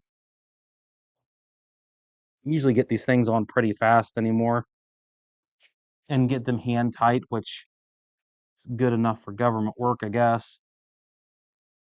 So we got the cold supply on. Now just gotta get the hot supply on. It's hot like my wife, who may be watching this. I don't know. But well, I probably can let this run for about 20 minutes so you can see what it does. Um, I don't, the only bad thing about this is these LG wash towers do not have a dedicated grain and spin mode natively to them. I'll see if I can't move the second camera to get like maybe a little bit more of a zoom in on it to show you the UI on the wash tower side or the washer side of the wash tower. But the washer and dryer, the whole setups are just totally mirrored between both of them. Okay, got hot and cold on. Okay, cool. Okay, so everything's set up now. Let's do a little bit of YouTube magic here. Let's move some stuff around. At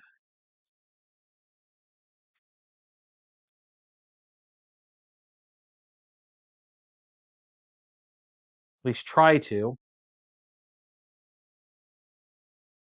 Okay. So where's my camera? Okay, so I got this somewhat set up. Okay. I don't know who asked this, but you're getting anyway. So here is your LG UI. I don't have the dryer plugged in because I don't even have a cord on it because I did all my tests on a WKE 100. This is a 200 model. So you have your power here, on, off, whatever. So you get 6 settings here. Your download is your customizable one. You can use your Think app to make a choice on whatever you want to do. So, like I said, the thing I don't like about it is you don't get dedicated drain or spin on this system, but you can just download it and then set it for your. Oh, I actually programmed it for drain and spin. So yeah, you have drain and spin right there, and you can program it. Um, you got all your standard modifiers on it, you know, your temperatures. I tested everything to see how much water it uses and all that. I'll have in a video. Spin mode, blah blah blah. You got everything on it. But this is the 200 series, WKEX 200 series, the turbo wash. So it has 5 jets on the inside. If it wasn't for the fact that I was worried about the electronics, maybe in the future we can do one of these on a front load and put like a wireless HDMI output on a GoPro and actually do like an inside wash while we do a live video. I think that would be kind of fun. But let's see if we can get this running. Hmm. So, okay, so if you hear background noise, it's going to be this. So if the feed is not good because of the background noise, well, we'll just blame whoever asked me to run the machine. Just kidding. Oh, well, not really. I'm being truthful, but I wanted to plug it in anyway. And if you guys bore with me on doing that, well, you get to hear it now.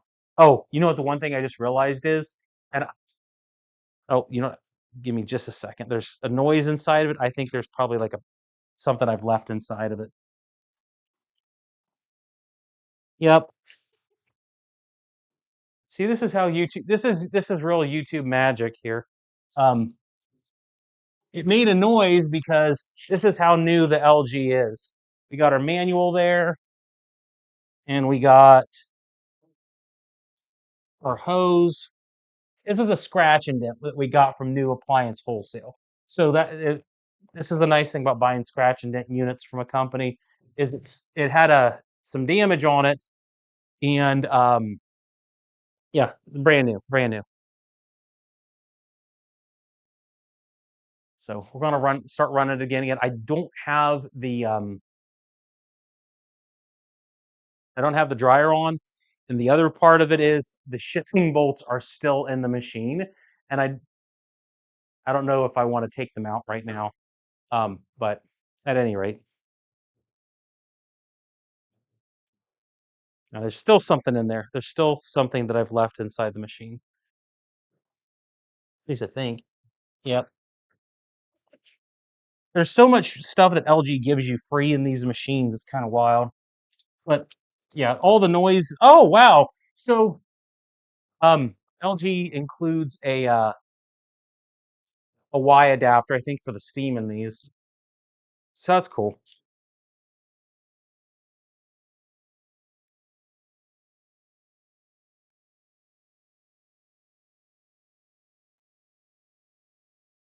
So yeah, okay, I'm back. I'm answering questions again. So yeah, the dedicated drain and spin on this, I'm upset that it doesn't have it.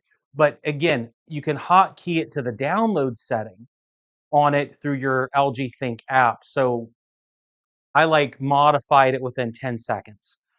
So it wasn't a bad deal for me. But if you didn't want to use the Think app, then yeah, maybe you're going to have an issue with it. So. Matt Helms heat pump dryers are good. I have one. Just concerned about my mom doing the added maintenance if you're not there to help. Yeah, that's the concern about the heat pump dryers is when do they have the technology to self clean to not have people have to heavily maintain them. If they can get to the point that they can handle a lot more of the maintenance themselves, I think they'll be great. But right now, I just think they're kind of maintenance intensive.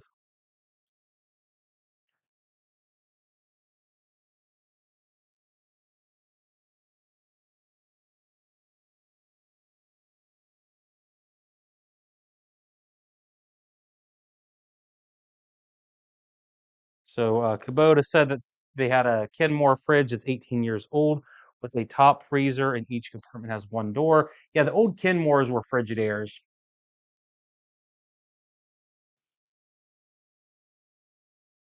Hisense versus GE French door refrigerator. Um, Hisense GE is probably going to be a little bit better, especially when it comes to warranty repairs.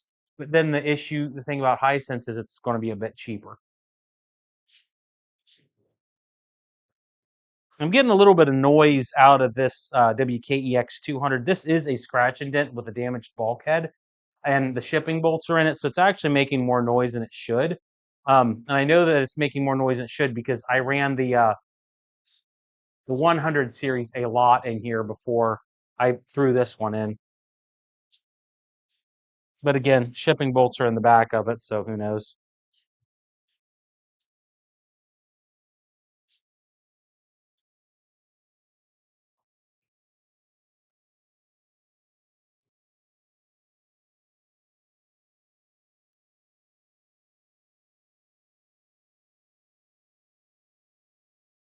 So yeah, the live chat always seems like it takes time to update. So yeah, here's our UI on it. It recognizes that there's nothing in it, so it's going to do a pretty short wash, uh, drain and spin, almost like it would be a tub clean. The nice things about it is you do have your modifiers up here on what you can do with the temp, spin, and soil. It does have additional modifiers over here, such as rinse, turbo wash, um, free soak, or extra soak. And then there's another steam, I think's the other one on it that you can't see up here. Um, and again, everything's you can use on the app easily too. But again, this is just me literally deciding to throw hoses on. I had actually tested this one yet. This is a WKEX 200. The video review I did was on the WKE 100, which is basically the same thing, just doesn't have the turbo wash on it. Um, and it's like $200 less. I do think the turbo wash is a little bit better, um, model notwithstanding. Annette says she cannot hear it. If you can't hear it, then that means the noise filter that is on the broadcast system is working so well that it's cutting the audio off. Um, Let me see if I can't put my little microphone on it. Who knows? But like I said, I have the shipping bolt still in it, so I don't know if it's making noise that's louder than it ought to.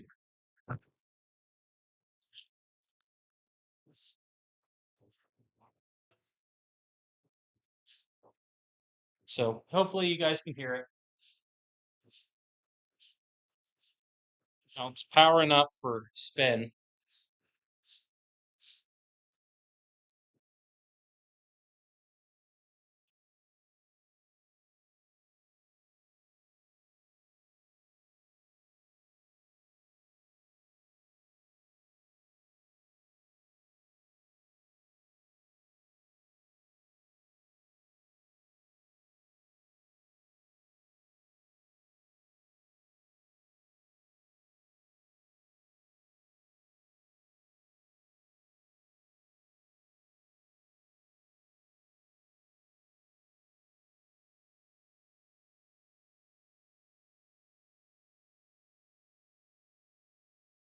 So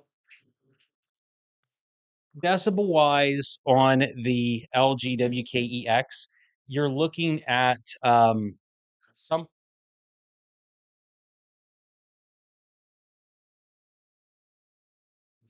you're looking at 55 decibels when it's just trying to operate in wash mode, which is pretty low. Once it gets to spin, I'll run the decibel meter up and then throw the lab on it again because it should be going to spin in a little bit.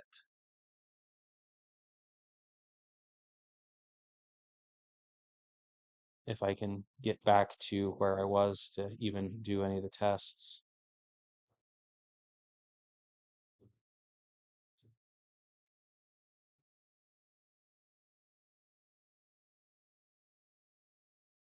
Yeah, so oddly enough, I think what it is the microphone has like a low cut to where it literally won't uh have the audio if it's not to a certain decibel level because that's how quiet the LG is. Now, once it gets up into spin mode, it's going to be a way different story. It'll be a way different story.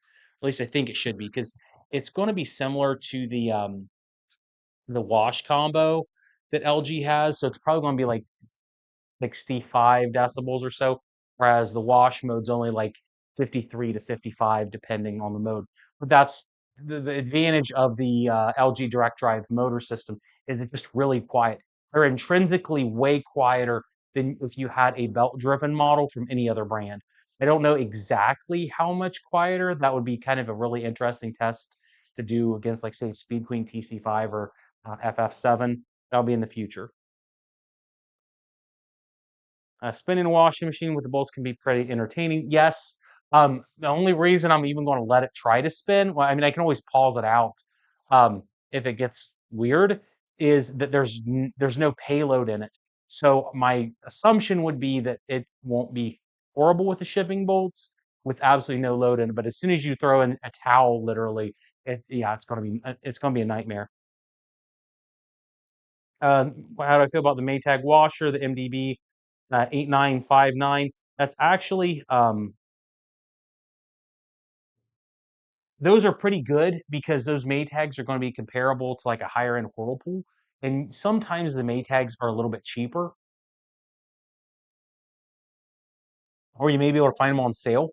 And if you can find them on sale with the same features for less or more features for the same price on the Maytags, they tend to be pretty good. Um, Spinny says buy things without Wi-Fi in it. Yeah, I mean, setting Wi-Fi up tends to be a nightmare for most things. I only test it out on the appliance because people ask about it, and it's nice if it works. But the question is, if you get stuff locked behind the Wi-Fi feature, like the drain and spin on this, then it sucks. So, like, you wouldn't necessarily want this machine if you didn't have Wi-Fi because of all those modes getting locked. But then on the other end, what are your choices?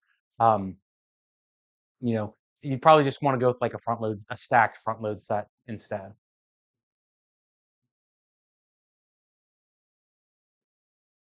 12-year-old French door refrigerator. How much longer will it last? The weird thing is like some of the earlier 2000 Samsung refrigerators weren't built that bad. It seems like the ones that were really bad were the ones that started to add the Ice Master um, or ice system in it. And we sell a lot of parts for those older Samsungs that still tend to work pretty well. Um, so I can't say that how long it would or wouldn't last. I think you get at least another 5 years out of it if you haven't had problems yet. Really, the only thing that's going to go wrong on it's going to be the inverter board, the sealed system takes a dump. Um, so probably when something happens, so it's going to be pretty catastrophic. What do you think about any of the drawer type freezers on single door refrigerators? Um, if you're meaning like the drawer, like a pull out drawer on the bottom with a single door up top, those tend to be really good because they tend to be single evaporator systems for your sealed systems. Those tend to be more reliable, better, and simpler. So I really like those if you can deal with just the orientation of the door. We did the Hisense review recently. I really liked it. Whirlpool and Amana have single doors up top that are good. LG does as well. And if you look at the review scores on reliability through Consumer Reports for those, they actually score really, really, really high. They're like the highest rated LG in terms of reliability, which I guess is saying a lot. But they have really basic, I think, smart inverter motors, not the linears, which tend to be decent. So any of the single refrigerator door up top, pull out freezer doors at the bottom tend to be pretty good.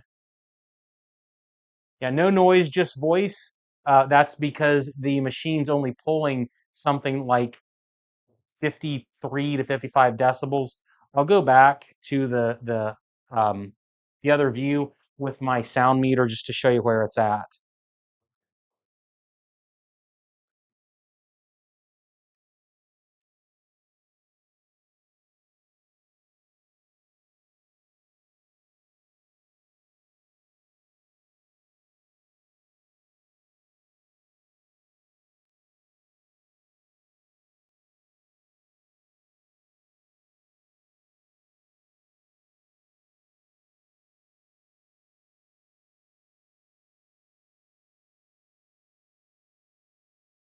So about 62, 63 decibels when it's running. Um, again, you can't hear it, which is kind of crazy, but um, oh, okay. Drain, it's draining now.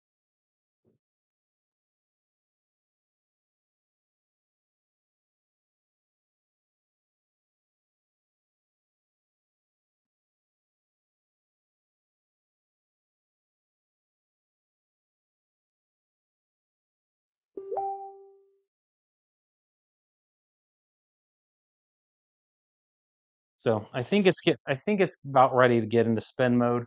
Once we hear it spin, I guess once I hear it spin, we'll probably conclude the live stream because I got family members asking me what I'm doing next. And it's supposed to go only till 5. We'll let it go a few more moments, at least try to.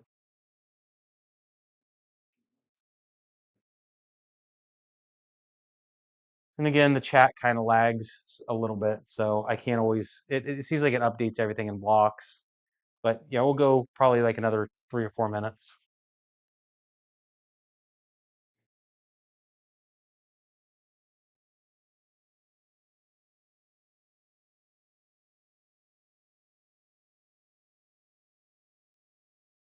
Okay, spin mode.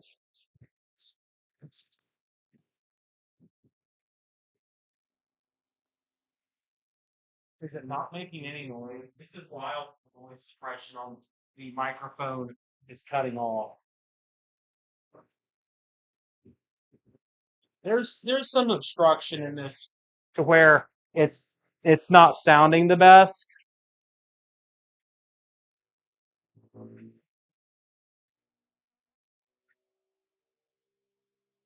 Yeah, that doesn't sound good at all.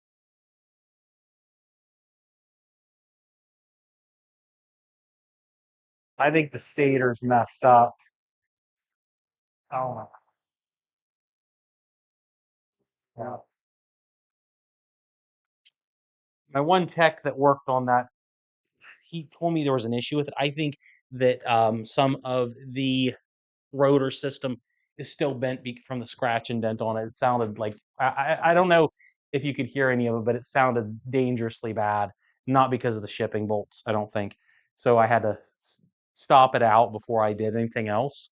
So I'll have to look into that. But it did not sound good. It did not sound good at all. Um, let's see if I can get another question or two in just real quick. Um,